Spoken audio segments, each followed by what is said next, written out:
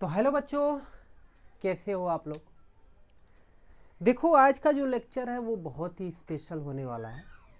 इसमें हम आपको समझाएंगे कि अगर आपको कैलोरीमेट्री चैप्टर का, ठीक है ना, जो कि 10th आईसीएसई बोर्ड का है, मतलब ज़रूरी नहीं कि केवल आईसीएसई वाले होना चाहिए, जिसको भी कैलोरीमेट्री के क्वेश्चन करना है, चाहे वो किसी भी स्टैंडर्ड का हो, किसी भी क्लास में पढ़ने वाला हो, चाहे वो इंजीनियरिंग का ही बच्चा क्यों ना हो, अगर उसको ये चैप्टर कैलोरीमेट्री से रिलेटेड क्वेश्चन करने हैं तो कुछ मैं इम्पॉर्टेंट फार्मूला बता रहा हूँ जो बेसिकली होगा 10th ग्रेड तक, ठीक है ना। कहीं कहीं 12th ग्रेड वालों को भी काम करेगा।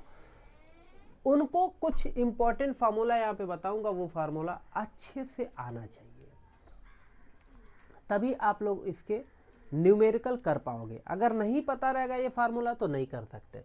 तो साथ में मैं छोटा छोटा कॉन्सेप्ट भी बताऊंगा, और अगर ये फार्मूला आपने अच्छे से याद कर लिया तो बहुत सारी प्रॉब्लम आपकी सॉल्व हो जाने वाली है, ठीक है ना। तो चलिए हम स्टार्ट करते हैं। पहले हम जरा समझ लेते हैं डिग्री सेल्सियस टू केल्विन। मतलब अगर आपको वैल्यू डिग्री सेल्सियस में दिया हुआ है तो उसको केल्विन में कन्वर्ट करना जरूरी हो जाता है। लेकिन कुछ कुछ क्वेश्चन में नहीं कन्वर्ट करते हैं तो भी चलेगा, लेकिन केल्विन में अगर है तो मतलब क्वेश्चन आपका बहुत इजी वे में सॉल्व होगा। समझ में आया? तो केल्विन में कन्वर्ट कैसे करते हैं, क्योंकि एसआई यूनिट देखो वही है। केल्विन में कन्वर्ट करने के लिए जो भी आपको डिग्री सेल्सियस में दिया हुआ है ना, उसमें खाली 273 अगर ऐड कर दिया ना तो वो केल्विन में कन्वर्ट हो जाता है। कहने का मतलब ये है कि मान लो कि हमने आपको दे दिया 27 डिग्री सेल्सियस, और इसको हमने बोला कि चलो इसको बताओ कि ये केल्विन में कितना होगा, मतलब कितने केल्विन के इक्वल होगा। तो सिंपल सा मान लो T केल्विन इक्वल्स टू 273, और फार्मूला हमने लिखा है 273 प्लस T डिग्री सेल्सियस। तो जितना भी डिग्री सेल्सियस है ना, 27 है ना, उसको इसमें क्या कर दो, ऐसे ऐड कर दो। अब ये कितना हो जाएगा, 300 केल्विन। समझ में आया? मतलब डिग्री सेल्सियस में गिवन है, केल्विन में ऐसे इजी में कन्वर्ट कर सकते हैं। चलिए आगे बढ़ते हैं। इसके बाद आते हैं गिवन हीट एनर्जी। भाई देखो, है क्या चीज, मान लो हमने आपको कोई बॉडी दे रखा है, समझ में आया। अब इसको आप हीट एनर्जी दोगे, ठीक है ना। हाँ, हीट एनर्जी देंगे तो कुछ हीट एनर्जी देंगे, उसको हम मान लेते हैं कि वो क्वांटिटी कितनी है, वो क्यू है। बातें समझ में आया? वो क्वांटिटी कितनी है, क्यू है। अच्छा, इसके बाद जरा देखो, अगर मान लो अभी का इसका जो टेम्परेचर है वो मान लो कि T1 ले लेता हूं, ठीक है ना। कितना, T1 डिग्री सेल्सियस या केल्विन जो भी है, T1 डिग्री सेल्सियस है, ठीक है ना। जब बाबू इसको आप हीट एनर्जी दोगे, ठीक है ना, तो इसका टेम्परेचर राइज होगा। जी बिल्कुल राइज होगा। कुछ बढ़ेगा, हाँ बढ़ेगा, ठीक है ना।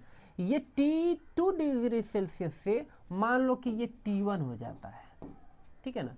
T1 डिग्री सेल्सियस हो जाता है। पहले T2 था, अभी कितना हो गया, T1 डिग्री सेल्सियस हो गया। जरूरी नहीं है हमने यहाँ T2 लिया है तो आप T1 उधर T2 ले सकते हैं, कोई फर्क नहीं पड़ता। मैंने बस वैसे ही ले लिया, कोई फर्क नहीं पड़ता, इससे कोई मतलब नहीं है, ठीक है। इसका टेम्परेचर बस मतलब है कि जो अभी है वो नहीं रहेगा, चेंज हो जाएगा हीट एनर्जी पाने के बाद। समझ में आया? तो अब बात ये आती है कि फिर ये जो कांड हुआ है, ये जो कांड हुआ है उसके लिए हम कितना हीट एनर्जी इस बॉडी को दिए, तो वो हीट एनर्जी कितना दिया है, क्यू दिया है। तो वो क्यू कैलकुलेट करने का ये बेहतरीन फार्मूला है। क्यू इक्वल्स टू होता है M C delta T. M क्या है, एम यहाँ पर इस बॉडी का मास है, ठीक है। सी क्या है, सी स्पेसिफिक हीट कैपेसिटी है, स्पेसिफिक स्पेसिफिक हीट कैपेसिटी है। समझ में आया? ये आप लोग याद रखना है। ओके, क्लियर है? मतलब ये कितना हीट एनर्जी लेने के बाद कितना इसका टेम्परेचर चेंज होगा, ठीक है ना, वो डिपेंड करता है इसके स्पेसिफिक हीट कैपेसिटी पर, ठीक है ना। दूसरी चीज, ये डेल्टा टी क्या है, तो यही जो टेम्परेचर है कितना, देखो मान लो पहले T2 था, अभी कितना हो गया, T1 हो गया, तो यानी कि T1 माइनस T2 जब करोगे, यानी कि अभी का टेम्परेचर माइनस पहले का टेम्परेचर, तो ये आपको क्या देगा, डेल्टा टी देगा। इस पर आपसे क्वेश्चन पूछा जाएगा, वो बोलेगा कि कोई बॉडी है, उसका मास m है, उसकी heat capacity, specific heat capacity नहीं, स्पेसिफिक हीट कैपेसिटी अलग चीज़ है, स्पेसिफिक हीट कैपेसिटी अलग है। अभी मैं दोनों में डिफरेंस आपको बताऊंगा, ठीक है। तो मान लो कि कोई मास है, ठीक है ना, मास तो होगा उस बॉडी का, उसका हीट स्पेसिफिक हीट कैपेसिटी होगा, फिर डेल्टा टी मतलब राइज इन टेम्परेचर कुछ होगा, ठीक है ना। इनको आपस में मल्टीप्लाई कर देंगे तो आपको पता चल जाएगा कि कितना हीट एनर्जी यहाँ पे दिया गया है, समझ में आया। तो इस पर आपसे क्वेश्चन पूछा जाएगा। आगे बढ़ते हैं। अब देखिए थर्मल यानी कि हीट कैपेसिटी, यहाँ पर मैं हीट कैपेसिटी और स्पेसिफिक हीट कैपेसिटी दोनों में डिफरेंस भी बताने वाला हूँ।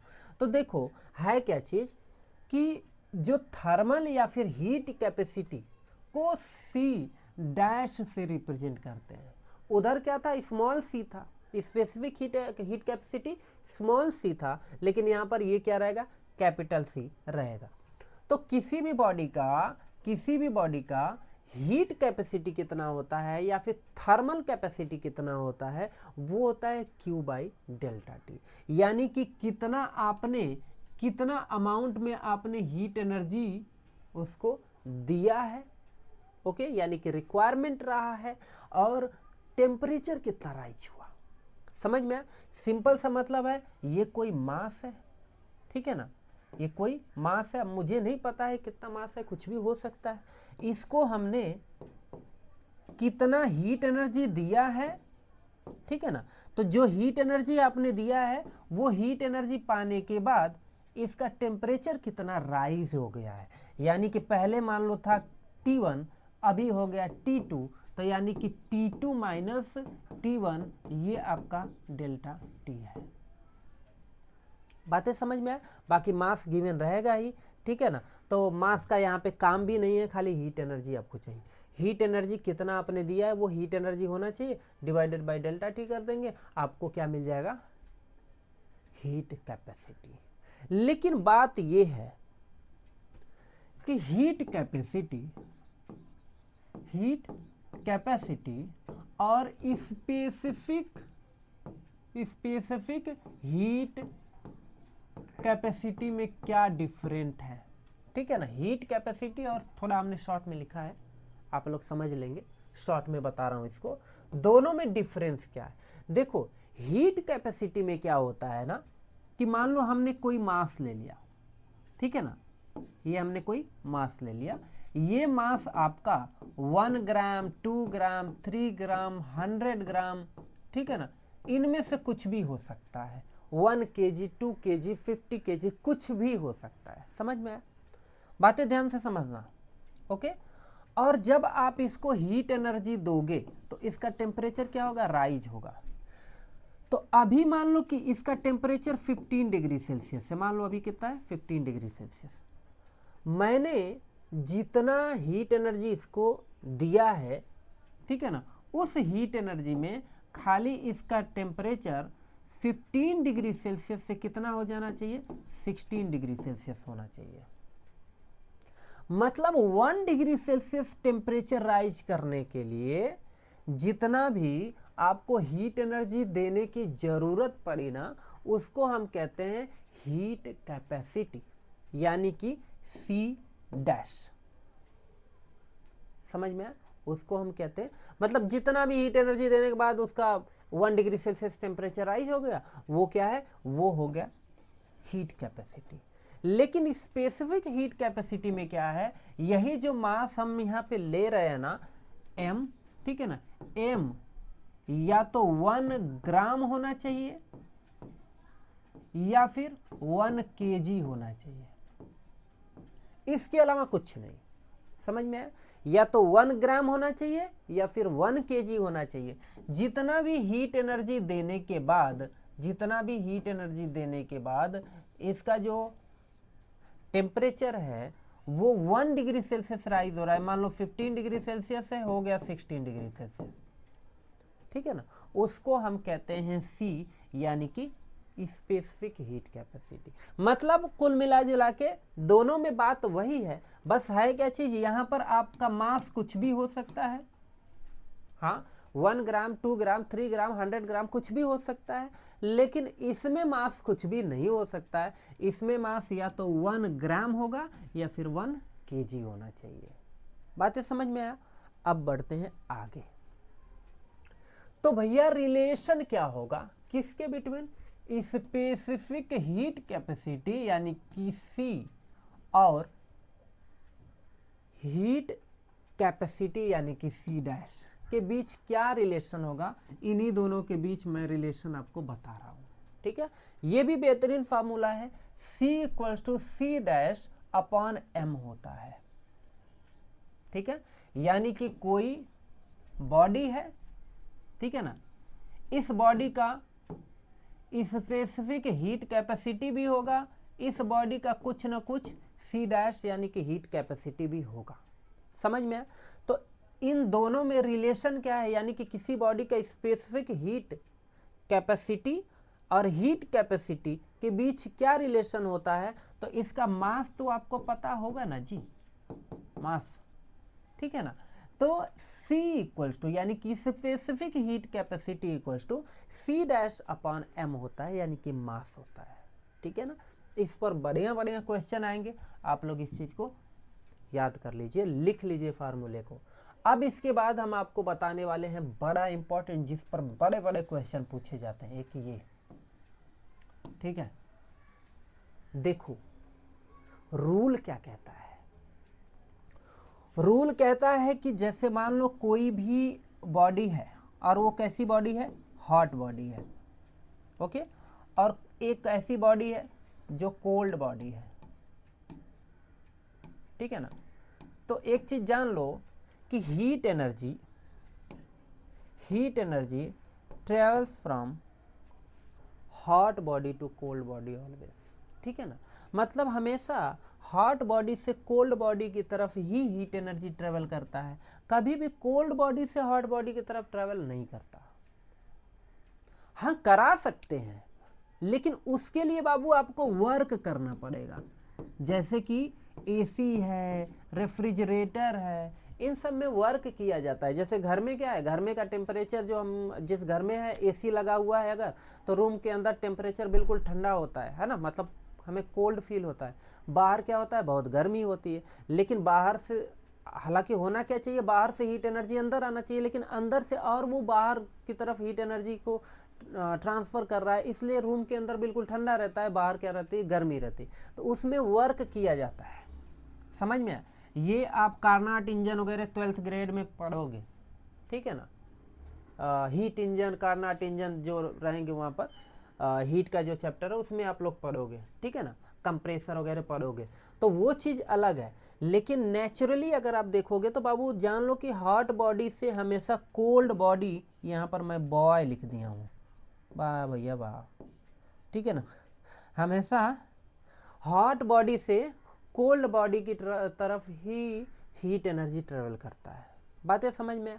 अच्छा, जब ये इधर से इधर जाएगा तो ये हीट एनर्जी कब तक इसमें जाता रहेगा, जब तक कि दोनों आपस में इक्वल ना हो जाए।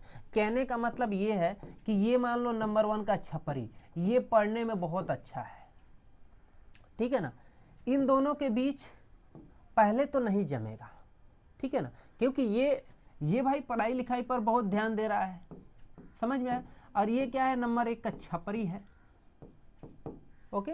तो इन दोनों में नहीं जमेगा, समझ में आया।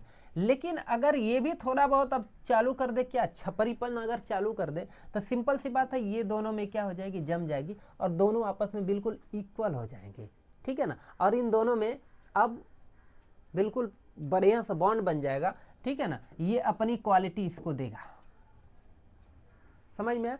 कब तक देगा, जब तक पूरी क्वालिटी इसकी ये सीख ना ले, तब तक ये क्वालिटी देता रहेगा, समझ में आया। जब दोनों इक्वल हो गए तो अब कोई किसी को क्वालिटी नहीं देगा, दोनों खूब मौज करेंगे सब, ठीक है, कहीं पीटे भी जाएंगे, सारी चीज़ें होंगी, ठीक है ना।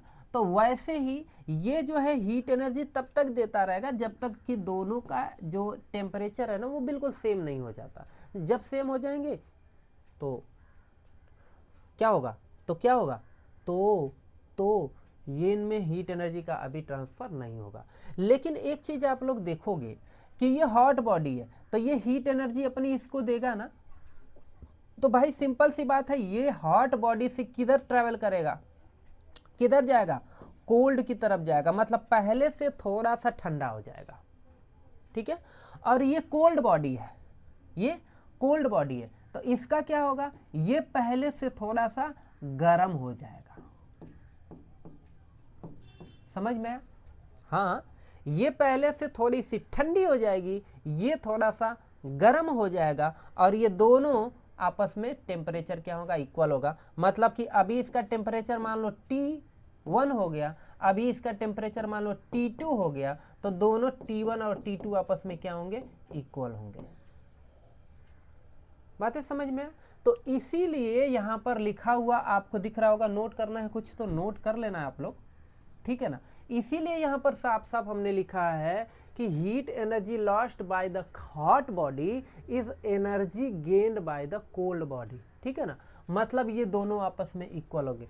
कोई भी बॉडी जितना भी हीट एनर्जी क्या करेगा, जितना भी हीट एनर्जी लॉस्ट करेगा, खो देगा, वही हीट एनर्जी कहाँ जाएगी, कोल्ड बॉडी में जाएगी। तो कोल्ड बॉडी का जो गेंड होगा एनर्जी में, ठीक है ना, उसके इक्वल होने वाला है।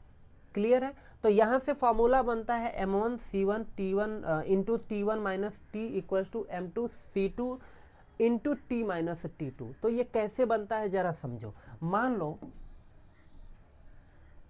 लो कि ये कोई वाटर है, ठीक है ना, ध्यान समझना, ये क्या है, वाटर। ओके, वाटर का जो मास है, मास यानी कि M1, मान लेते हैं कि M1 इसका कितना है, M1 तो M1 ही रहेगा, मतलब मास M1 है इसका, ऐसे लिख लेते हैं। इसका जो मास है वो कितना है, M1 है। ठीक है, अच्छा, अभी का जो इसका टेम्परेचर है, टेम्परेचर वो मान लो कितना है, T1 है। ठीक है, और इसका स्पेसिफिक हीट कैपेसिटी जो है वो कितना है, C1 है। समझ में आया? ये चीज़ें हैं भाई। वाटर है तो वाटर का जो भी है मास होगा, टेम्परेचर भी कुछ होगा, स्पेसिफिक हीट कैपेसिटी भी होगा। ठीक है ना। अब हम एक लेकर आए क्यूब। किस चीज़ का क्यूब है, कॉपर का क्यूब है। ये क्या है, मान लो कॉपर है। ठीक है, अब कॉपर है तो इसका भी तो मास होगा ना। मान लो इसका जो मास है वो कितना है, M2 है। समझ में है? इसका जो टेम्परेचर, और ये याद रखो, ये मान लो कि हॉट है और ये क्या है, कोल्ड है। ठीक है, अच्छा, ये कॉपर का मास हमने दे दिया। इसके बाद इसका टेम्परेचर लिख लेता हूं। टेम्परेचर मान लो कितना है, T2 है। ठीक है, और इसका स्पेसिफिक हीट कैपेसिटी SHC लिख रहा हूं मैं। ठीक है, वो मान लो कितना है, C2 है। बातें समझ में आए? तो बाबू जब इस कॉपर को आप इस पानी में डालोगे, मैंने आपको बोल दिया कि देखो वो हॉट बॉडी है, ये कोल्ड है, मतलब इसका टेम्परेचर ज़्यादा है। जैसे इस कॉपर को इसमें आप डालोगे, ठीक है ना, तो छन्न की आवाज आएगी। ओके, ऐसे करके। ओके, तो जैसे ये कॉपर इस पानी में गिरेगा, ठीक है ना, ये दनादन क्या करेगा, अपनी हीट एनर्जी को क्या करेगा, इस पानी को देना चालू करेगा। बातें समझ में आया? अब जब ये वाटर को वो हीट एनर्जी मिलेगी, तो जो वाटर पहले T1 डिग्री सेल्सियस था, क्या वो T1 रह जाएगा? क्या वो T1 रह जाएगा? नहीं, इसका टेम्परेचर बाबू देखो, इसका टेम्परेचर राइज होगा। मैं एरो से दिखा रहा हूं, जो वाटर का टेम्परेचर है, टेम्परेचर ऑफ वाटर, ये क्या होगा, इसका टेम्परेचर राइज होगा, बढ़ेगा। और जो ये बाबू कॉपर दिया है, इसका एरो नीचे की तरफ दिखा रहा हूं, यानी कि टेम्परेचर ऑफ कॉपर, ये क्या होगा, डिक्रीज होगा उसका टेम्परेचर। जो पहले था वो नहीं रहेगा, वो डिक्रीज होगा। अच्छा, डिक्रीज होगा तो कुछ तो टेम्परेचर होगा उन लोगों का। कब तक इन लोगों में आपस में हीट एनर्जी इसमें से इसमें ट्रांसफर होगी, जब तक कि दोनों का, वाटर का और कॉपर का टेम्परेचर सेम नहीं हो जाता। तो उसी टेम्परेचर को हम मान लेते हैं कि वो टेम्परेचर क्या है, टी है, जिसको हम बोलते हैं फाइनल टेम्परेचर। बातें समझ में आया? वो फाइनल टेम्परेचर मान लो, यहां पर फाइनल टेम्परेचर जो है वो टी है। कब? जब कॉपर इसमें डाल दिया तब। तो उस इन तीनों चीजों से, मतलब तीन इधर और ये फाइनल टेम्परेचर के बीच जो रिलेशन बताने वाला फार्मूला है वो यही है, m1c1 into T1 minus T equals to m2c2 into T minus T2। ठीक है, याद रखना, इसमें हो सकता है कि आपको m1c1 T1 और T और m2c2 दे दिया, और हो सकता है आपसे T2 पूछ ले, हो सकता है आप सब कुछ दे के आपसे m2 पूछ ले, ठीक है ना, हो सकता है आपको सब कुछ दे के C2 पूछ ले, हो सकता है आपको सब कुछ दे दिया खाली C1 नहीं दिया और C1 पूछ ले, हो सकता है कि m1 पूछ ले, हो सकता है T पूछ ले, हो सकता है T1 पूछ ले। इससे रिलेट करता हुआ ऐसे क्वेश्चन आएंगे, ये उसका कॉन्सेप्ट था थोड़ा सा। ठीक है, आगे बढ़े। ठीक है, तो उसमें बहुत सारे क्वेश्चन बनेंगे। अब एक बड़ा इंपॉर्टेंट क्वेश्चन आएगा आपको पावर से रिलेटेड। जब आप क्वेश्चन सॉल्व कर रहे होगे तो वहां पर power of electric heater, power of electric geyser, ऐसा कुछ दिया रहेगा। तो सोचोगे अरे बाप रे, ये इलेक्ट्रिसिटी कहाँ से आ गया यहाँ पे दादा। अरे इलेक्ट्रिसिटी तो है ही, वो तो बात की बात है, लेकिन इतना वो कुछ है नहीं दम।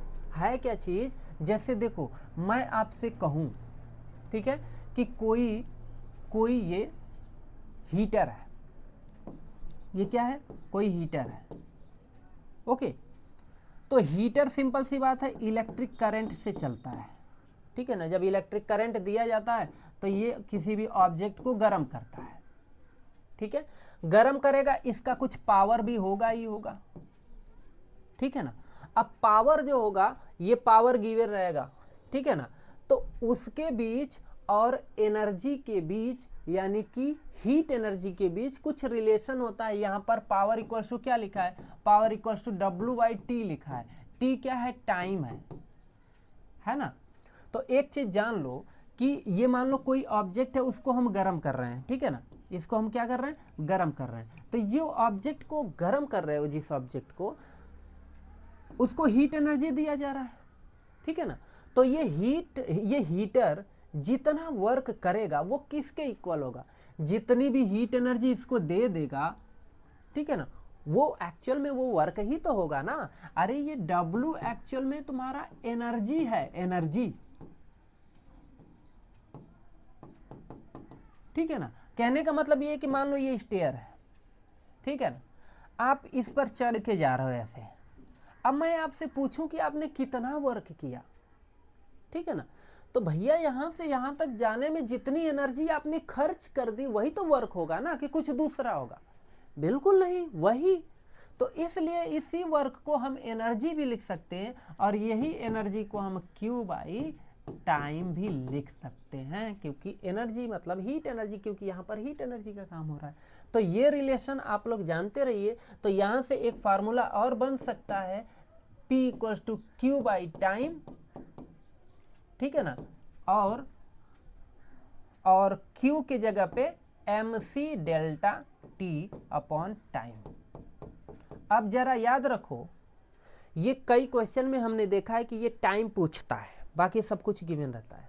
ठीक है ना, टाइम पूछता है। हो सकता है कि कभी टाइम देके C पूछ दिया, M पूछ दिया, P पूछ दिया, ऐसा कुछ भी पूछ सकता है। तो आप लोग ये फार्मूला भी याद रखेंगे, ठीक है ना। इसके बाद हमारा बिल्कुल लास्ट टॉपिक है, वो है लैटेंट हीट, ठीक है ना। लैटेंट हीट क्या होता है, देखो मान लो ये कोई बॉडी है, ये बॉडी क्या है, सॉलिड, ठीक है। हम अगर इसको हीट एनर्जी देंगे, मान लो वैक्स है, हीट एनर्जी देंगे तो मान लो कि कुछ दिया, 1 जूल दिया, 2 जूल दिया, 3 जूल दिया, 4 जूल दिया, 5 जूल दिया, कुछ दिया, ठीक है ना। तो ये धीरे धीरे एनर्जी लेता रहेगा, लेकिन एक टाइम ऐसा आएगा कि थोड़ा सा एनर्जी और जैसे ही बढ़ाओगे ये तुरंत सॉलिड से किस फॉर्म में कन्वर्ट हो जाएगा, लिक्विड में कन्वर्ट हो जाएगा, समझ में, लिक्विड में कन्वर्ट हो जाएगा। तो यही हीट एनर्जी, मतलब कि जितना हीट एनर्जी देने के बाद ये लिक्विड में कन्वर्ट हो गया है ना, उसी को हम कहते हैं लैटेंट हीट। और लैटेंट हीट का फार्मूला होता है L = Q/m, समझ में, लैटेंट हीट = Q/m। अब आप इस फार्मूले को याद रखेंगे, बस इतना अगर आपको फार्मूला याद है तो कैलोरीमेट्री का गारंटी है कि मैक्सिमम टू मैक्सिमम क्वेश्चन हो जाएंगे, बिल्कुल कवर हो जाएगा, आपको बहुत ज़्यादा संघर्ष करने की, स्ट्रगल करने की ज़रूरत नहीं पड़ेगी, ठीक है। तो बस आज के लिए इतना ही, फार्मूला सब लोग आप लोग नोट कर लेंगे और क्वेश्चन करने का ट्राई करेंगे। तो मिलते हैं अगले क्लास में, तब तक के लिए जय हिंद, जय भारत।